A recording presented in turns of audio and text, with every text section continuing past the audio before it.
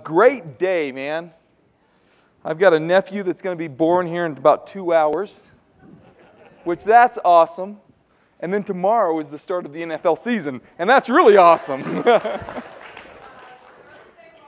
Oh, Thursday. Okay, the Thursday game. Officially, football has begun. We are going to start a new series tonight.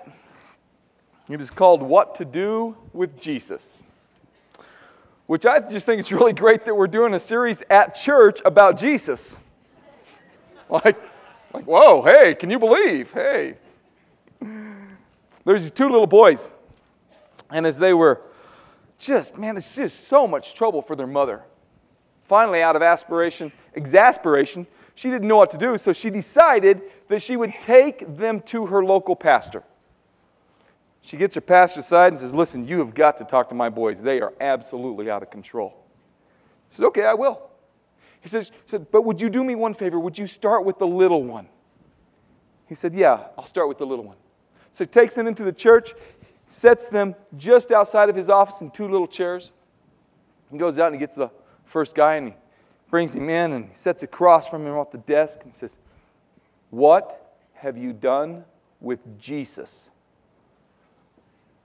The little boy just looks at him like, "What kind of question is that?" The little boy doesn't know what to say. Pastor looks at him, waits for a little bit and says, "What have you done with Jesus?" The little boy literally does not know what to do with this question. Sits there in long silence, kind of his legs swaying in the wind because they're too short to touch the ground. Finally, the pastor looks at him and says, "All right, I'm going to ask you one more time. What have you done with Jesus?" The little boy jumps out of his seat, runs out the door, grabs his older brother by the hand, runs all the way home, runs up the stairs, runs into the closet, shuts the closet, and sits there in silence. The older brother looks at him and says, "What are we doing?" They have lost Jesus, and they think we had something to do with it.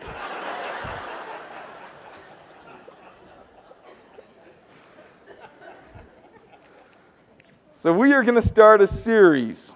We're going to start a series called What to Do with Jesus. And I think this is going to be a great series. It's going to be 6 weeks long. It's going to be out of the book of Luke.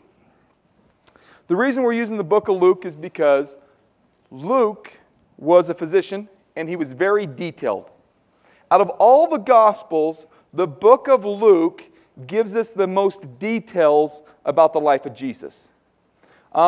That he uses more locations, he uses more people, he uses more scenarios. He gives us the most detail, and that's why we're going to use the book of Luke. But this is the reason I like the series, because when you think about the question, what to do with Jesus, really, what do you do with Jesus? Try and put him in a box. He doesn't fit there, right? Try and ignore him, and he keeps coming back up. And that society for years has had this question, what to do with Jesus?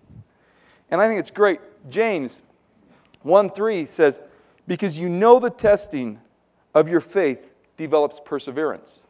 And so what we're going to do over the next 6 weeks is we're going to study Jesus, but I'm going to really ask you to open up your heart and that you would really take this as a test. That a lot of times you take Christians and they're Christians and you press them for what they believe, and they're not really sure.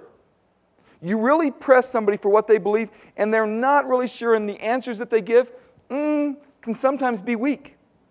And that I believe that Christianity is not weak. That Christianity is very rich, Christianity is very detailed, and it makes sense. And so what we're going to do is we're going to look at that. One of the other things that my wife, because she's a science major, she always tells me, "Paul, you cannot use the source itself as your source. You have to use an outside source if you're going to be convincing in your talk." So tonight, we're going to take a look at many sources. We're going to take a look at different sources. What do different sources say about Jesus? Is that cool? But I want you to open up your Bibles. I want you to open up to Luke chapter 1, 1 through 4.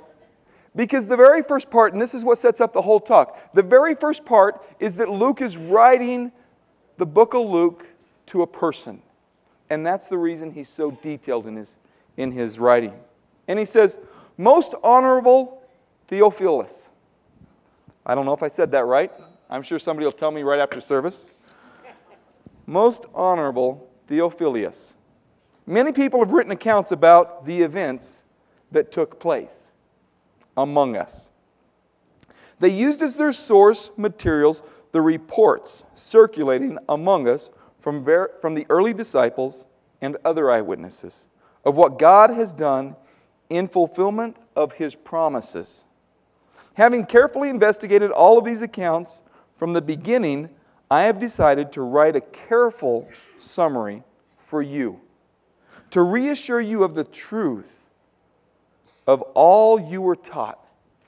So really there should be 4 things. This is what Luke is saying. There should be 4 things. There should be history that confirms the accounts of what the Christians wrote.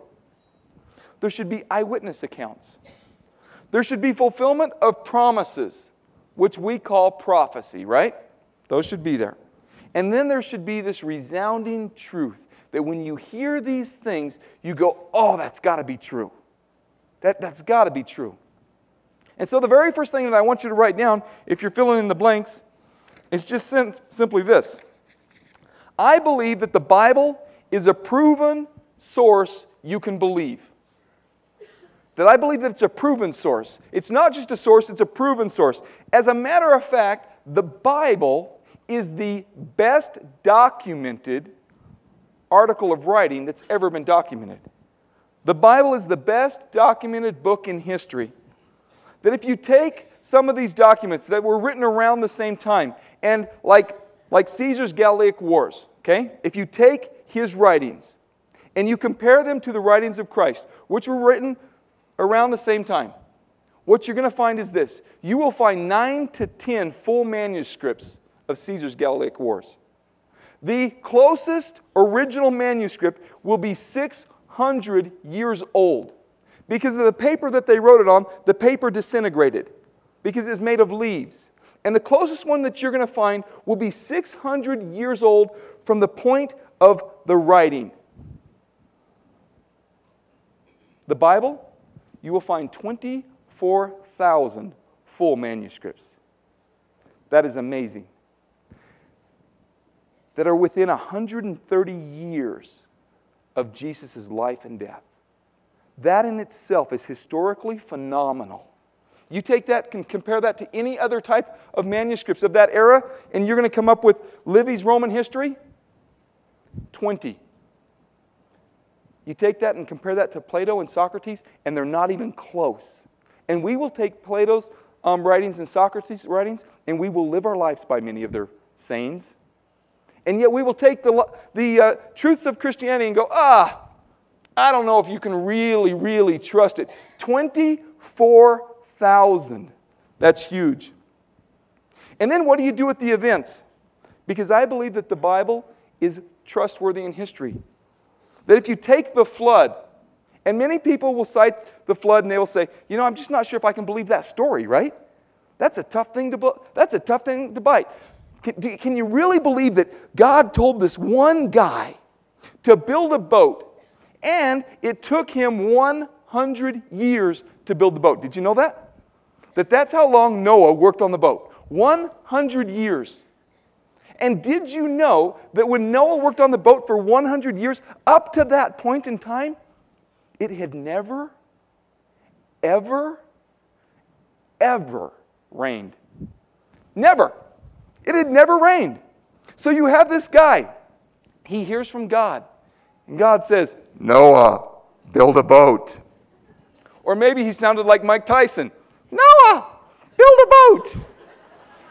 Maybe you'll be surprised when you get to heaven.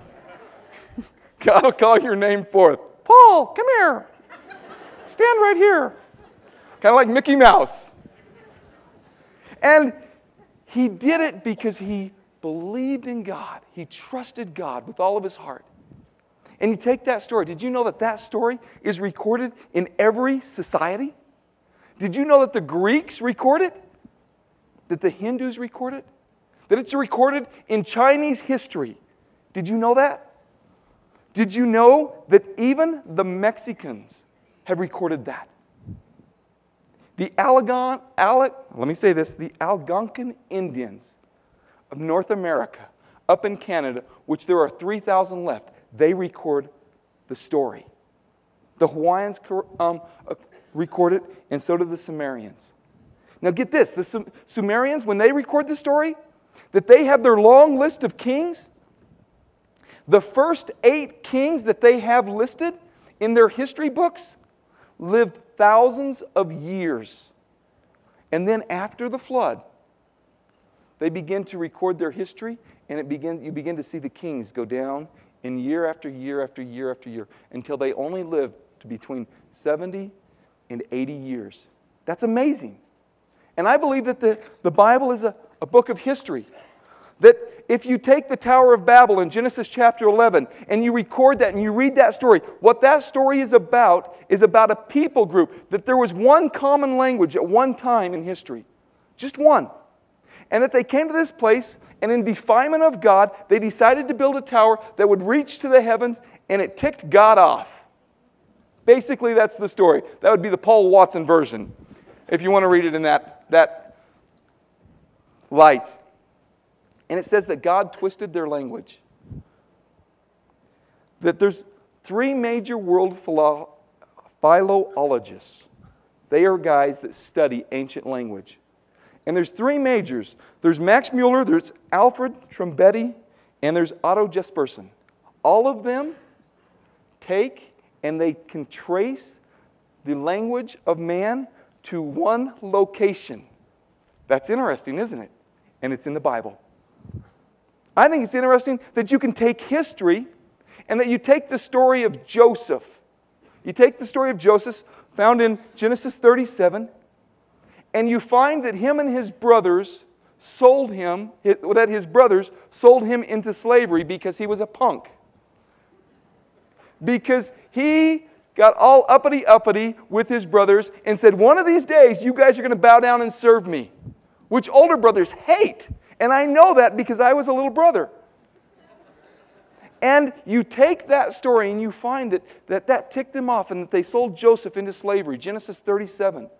And you take history and you go back and you see that the same amount that Joseph was sold for was the same amount that is recorded in history books of the time. 20 shekels of silver. And you say, that's the Bible. That the Bible is a trustworthy source. Let me read to you some writings from Josephus. Josephus was a historian. He was a Jew that had been captured, and he had been brought into the king's palace, and because he was articulate and could read and write, they asked him to keep track of the history of the time. He actually ended up becoming one of Rome's favorite guys and worked his way right into the emperor's favor. And he wrote these things. He was not a Christian, and he never converted to Christianity, but he wrote these things. Now there was about this time Jesus, a wise man, if it be lawful to call him a man, for he was a doer of wonderful works, a teacher, such men as receive the truth with pleasure. He drew over to him both many of the Jews and many of the Gentiles. He was the Christ. And when Pilate, at the suggestion of principal men among us, had condemned him to the cross, those that loved him at first did not forsake him. For he appeared to them alive again on the 3rd day, as the divine prophets had foretold. These and 10,000 others wonderful things concerning him. And the tribe of Christians so named for him, are not extinct to this day. So here's this man. He's a Jewish historian. And the things that he writes are this. There's this guy. His name is Jesus. And many people follow him because of the truths that he preaches. And Pilate gave him over to be killed. And when he was killed, he rose on the 3rd day, just as the prophet said he would. That's an amazing testimony from a Roman historian. You see, the second thing that there should be is there should be eyewitness accounts. Because eyewitness accounts absolutely bring powerful evidence to any story, right? I mean, when you watch these things going on in New Orleans, I'm watching the other day, and I'm watching this guy, and he's just telling his story, and he's crying. And he's crying because he can't find his wife, and he can't find his kids. And everything he owns is absolutely gone. You don't have to be there, do you? You don't have to go. None of you guys have gone to New Orleans to see if it's really true. But because of the evidence, you know it's true. I would say that most of the people in this room, and I would virtually say that almost all of the people in this room, did not really experience the concentration camps of World War II. But you know they're true, right? You've heard the evidence. You've heard people's powerful testimonies that this is what happened, and you go, I believe that. And yet, we hear the powerful evidence of the Bible, and so many people go, I just don't know if it's true. You see, because to this date, there's 3 people of my recollection that have died and been raised from the dead. Jimmy Hoffa and Elvis Presley. Well, I know, you know that that's not true. But when Jesus was raised from the dead, there were 500 people, 500 witnesses that confirmed his life after they saw his death. That is huge. That is amazing. 1 Corinthians 15, 3-8 says, I pass on to you what was the most important, and what had also been passed on to me, that Christ died for our sins. Just as the Scripture said, he was buried and he was raised from the dead on the 3rd day. And the Scripture said he was seen by Peter and then by the 12 apostles, and that he was seen by more than 500 of his followers. At one time, most of whom are still alive, though some have died by now. Then he was seen by James, and later by all the apostles. Last of all, I saw him too, long after the others, as though I had been born at the wrong time. You say, hey, but Paul, you just said you were not going to use the Bible as your evidence. I didn't. I used Josephus. I used the Bible to confirm what Josephus said. Josephus, who was not a believer, believed that actually Muhammad writes of Jesus. Muhammad, who obviously never gave his life to Christianity, also writes and confirms of the Virgin Mary. And that is amazing. Let me ask you a question. Have you ever found a lie that you'd be willing to give your life for? How many of you guys have some deep, dark secret that you would be willing to die for? That if anybody found out, you'd go, no way, man, I would die before I let the truth out on that one. Peter, Andrew, Philip, Simon, James, the son of Alphaeus, and Bartholomew, all were executed on the cross for their belief that Jesus Christ was God in the flesh. Matthew and James were killed by the sword. Thaddeus was shot and executed with arrows. James, the brother of Jesus, was stoned to death. And Paul the apostle was beheaded. And John died in prison. You see, I believe that human nature tells us that Jesus and the Bible are true. And the reason that human nature tells us this, is that I don't believe that there's a person that would be willing to give their life for a lie. Chuck Colson, do you guys remember who Chuck Colson was?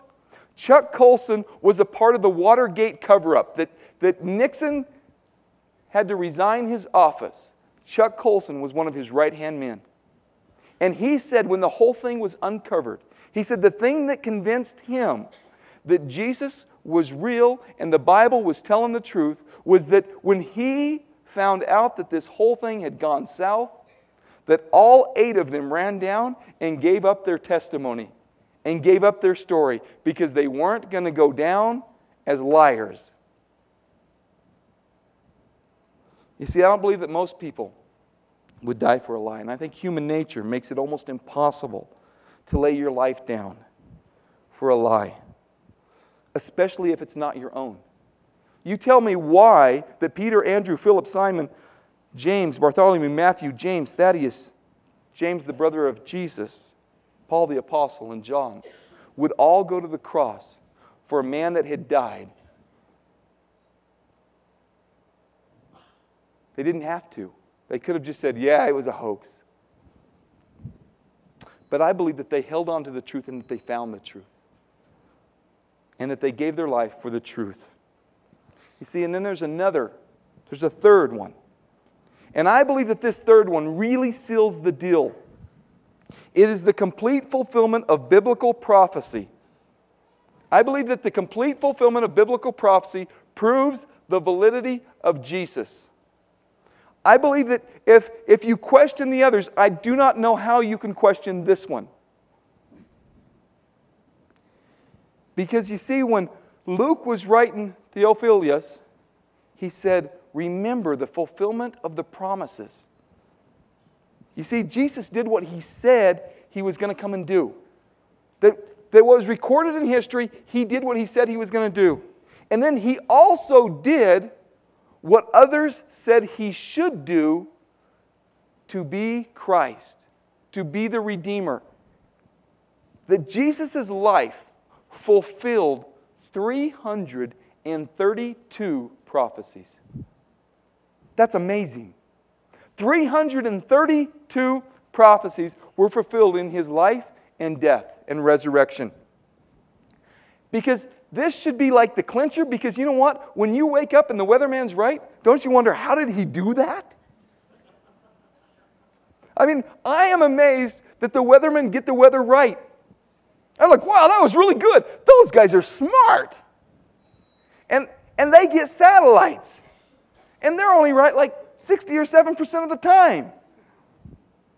I'm amazed when a doctor will predict when a baby is going to be born, and they're right. Maybe I'm much simpler than you.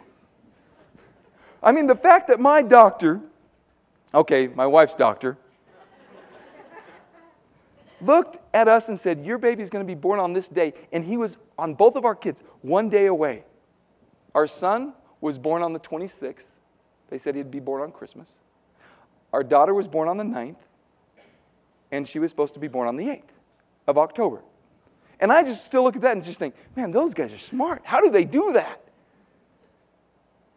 The prophets prophesied, and there's 332 prophecies in the Bible about Jesus' life, his birth, his life, his death, and his resurrection, and he fulfilled them all. The only prophecies that have not been fulfilled in the Bible about Jesus' life are his return. And I am thinking that if he got 332 of these babies right, he's coming back. It is going to happen. Right? It is going to happen.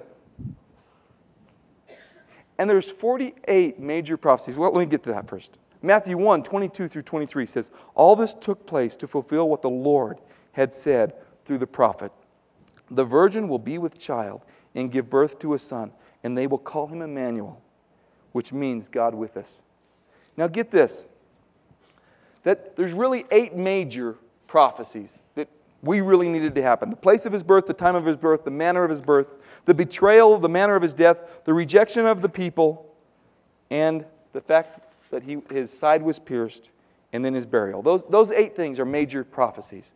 The likelihood that guys at least 600 years earlier would make those predictions and that those predictions would come true. Just those 8, not the 332, but those 8 prophecies is 10 to the 17th power that all 8 of those would come true. 10 to the 17th power. That is 10 with 17 zeros. You think winning the lottery's hard? Those 8 prophecies are a big deal.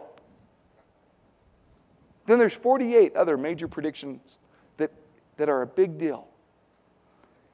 That if you take the next 48 and you line those up, that is 10 to the 157th power. All right, do you know what that's equal to?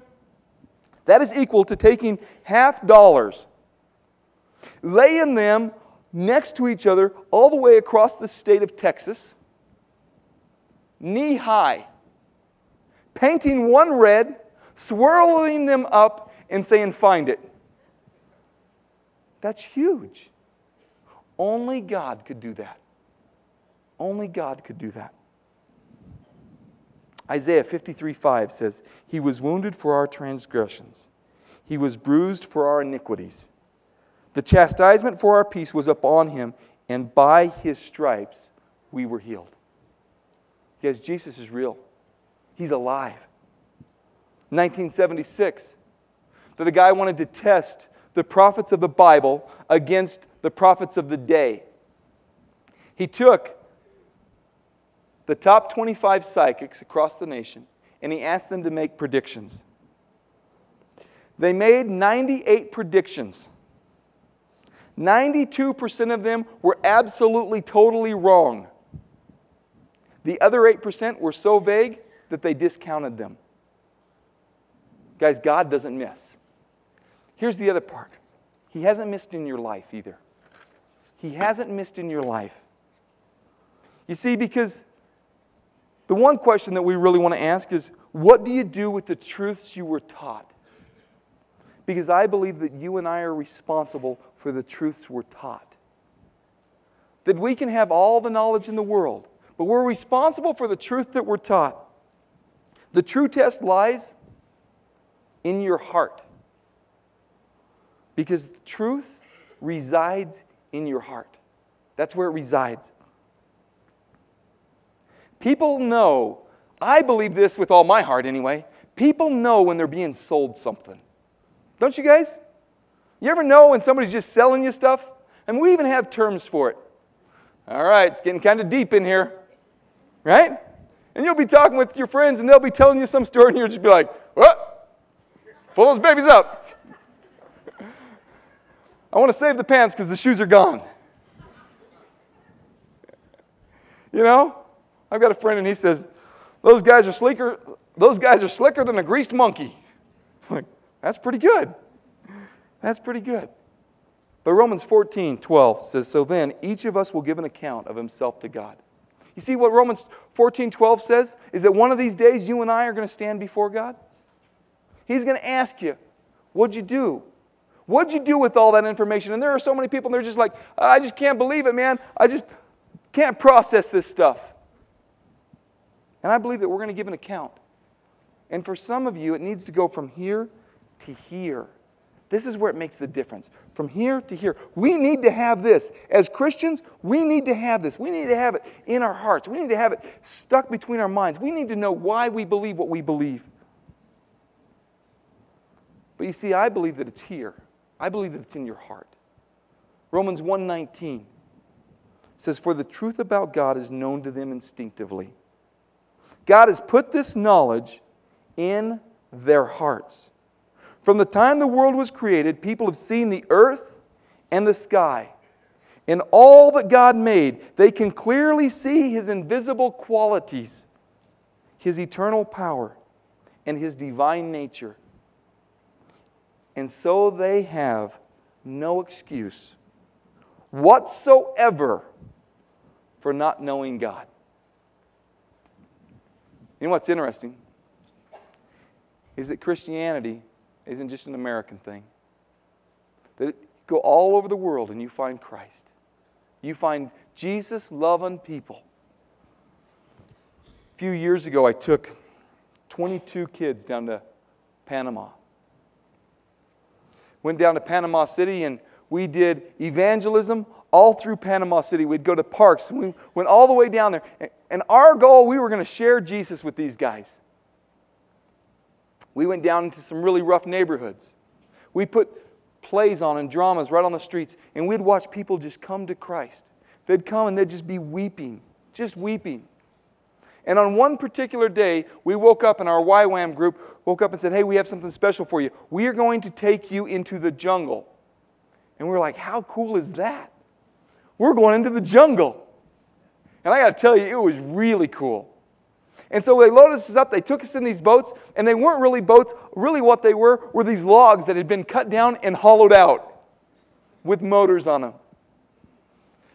For about an hour and 45 minutes, they took us upstream. They pulled us up to the shore.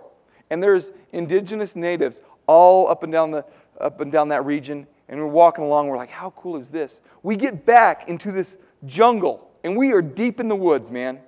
I mean, we're running around, and there are like naked jungle people all over the place. I mean, we were naked jungle parts. That's how deep we were.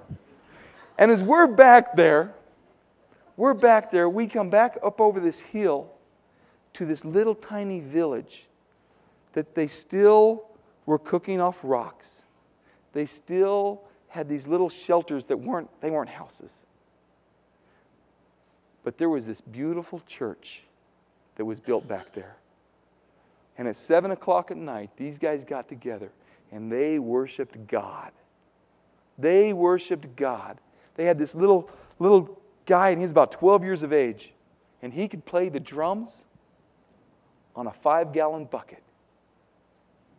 They had this little lady, and she was probably 20-something, and she'd take this little turtle shell with a stick, and she'd make so much noise off of it, pop, pop, pop, pop, pop, pop, pop, pop. And we worshiped God because the truth is known to all men, and it resides in their hearts. I'm going to ask you tonight, what are you doing with the truth that resides in your heart? You see, Jesus isn't lost. If anything, it's us that go wandering.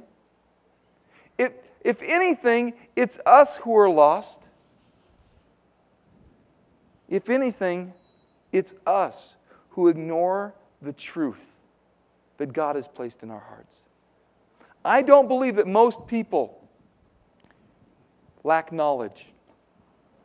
Most people know more than they're willing to do. Most people lack action. And so as we begin this series, I'm just going to ask you, what are you going to do with Jesus? Amen? Amen? I'm going to ask the worship team to come back up. We're going to close out with one last song. James 1:3 says, test your faith. And over the next 6 weeks, I'm going to ask you to be willing to test your faith.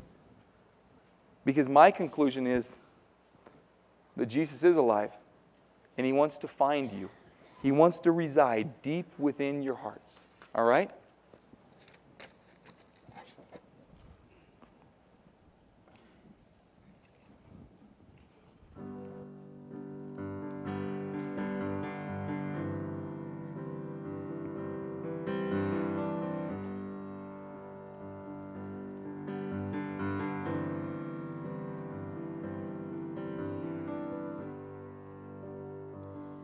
This is the